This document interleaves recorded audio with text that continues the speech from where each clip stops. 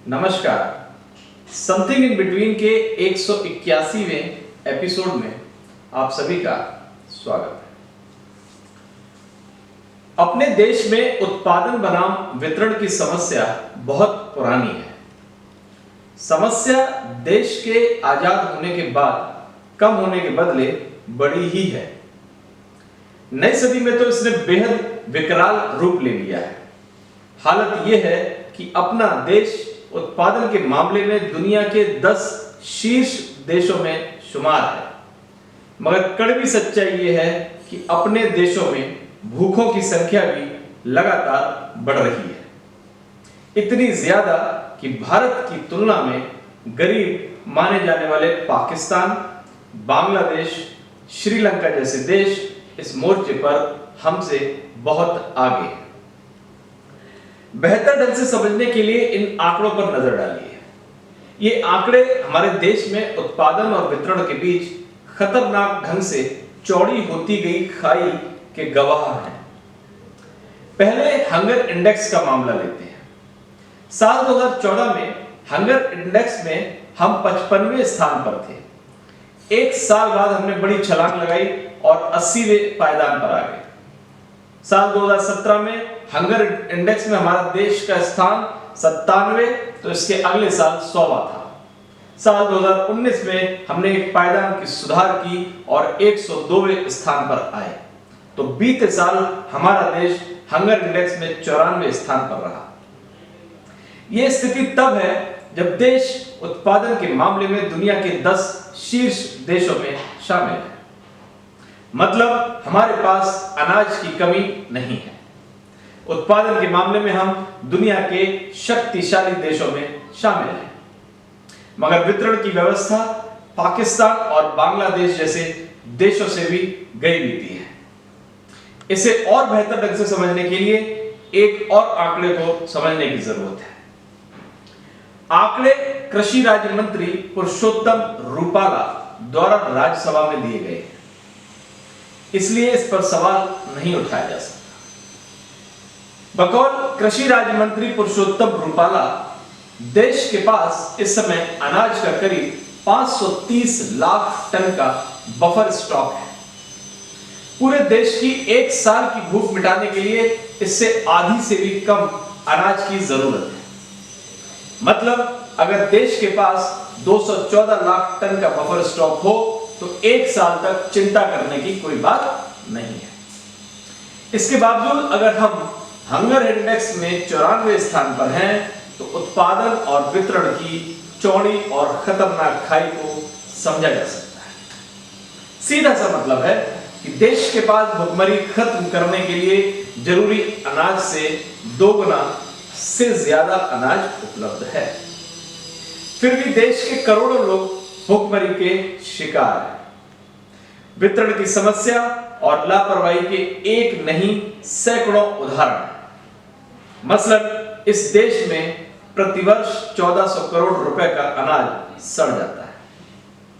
इससे 7 करोड़ लोगों को भोजन उपलब्ध कराया जा सकता है। रख रखाव की पर्याप्त व्यवस्था न होने के कारण हर साल 30 से 40% फसल, फल, सब्जियां सड़ जाते हैं, मगर सरकार ये व्यवस्था नहीं कर पाती कि इन्हें सड़ने से पहले जरूरतमंदों तक कैसे पहुंचा दिया जाए।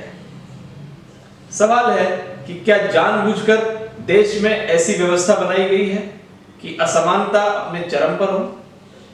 यह सवाल इसलिए उठता है कि कई ऐसे आंकड़े हैं जो देश की वर्तमान राजनीतिक व्यवस्था की नीयत को संदेह के दायरे में लाते हैं। मसलन अंतरराष्ट्रीय राइट्स समूह की एक रिपोर्ट के मुताबिक इस देश की 73% संपत्तियों पर महज 1% आबादी का कब्जा है। इसी समूह की रिपोर्ट यह भी बताती है कि देश में सालों से 67% लोगों की आय में महज 1% ही बढ़ोतरी हुई है। साल 2019 में देश के शीर्ष 9 अमीरों के पास देश की 50% संपत्तियों का स्वामित्व था।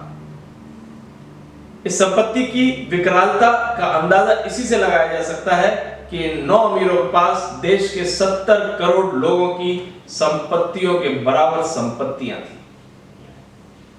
इसके अलावा ऑक्सफैम की रिपोर्ट के मुताबिक देश की 50% संपत्तियों का स्वामित्व महज 3% लोगों के पास है। मतलब एक तरफ देश की 97% आबादी की संपत्ति है, तो दूसरी ओर महज 3% लोगों की संपत्ति। ऑक्सफैम की ही रिपोर्ट बताती है कि साल 2018 में भारत के अरबपतियों ने प्रतिदिन 2200 करोड़ रुपए कमाए, जबकि इस दौरान 39% लोगों की संपत्ति में महज 1% की ही बढ़ोतरी हुई। इसी रिपोर्ट में बताया गया है कि देश के करीब 14 करोड़ लोग दशकों से कर्जदार हैं। कृषि राज्य मंत्री रूपाला अंतरराष्ट्रीय रिपोर्ट पर सवाल उठाते हैं, इसे तथ्यपरक नहीं मानते। रूपाला कहते हैं जिस देश में आवारा कुतिया के बच्चों को भी लोग भोजन देते हैं, वहां इतनी बड़ी संख्या में लोग भूखे कैसे रह सकते हैं। रूपाला कहते हैं कि जरूरत देश में खान पान की संस्कृति में बदलाव लाने की है। सरकार की ओर से पोषण अभियान के साथ युद्ध स्तर पर जागरूकता अभियान चलाया जा रहा है। इसके सकारात्मक नतीजे सामने आएंगे। सवाल है कि क्या रूपाला के इस दावे पर विश्वास किया जा सकता है? वर्तमान मोदी सरकार के करीब 6 साल के कार्यकाल का उदाहरण सामने है। जब मोदी सरकार सत्ता में आई, तब भारत हंगर इंडेक्स में 55वें स्थान पर था। अब बीते साल 94वें स्थान पर चला गया।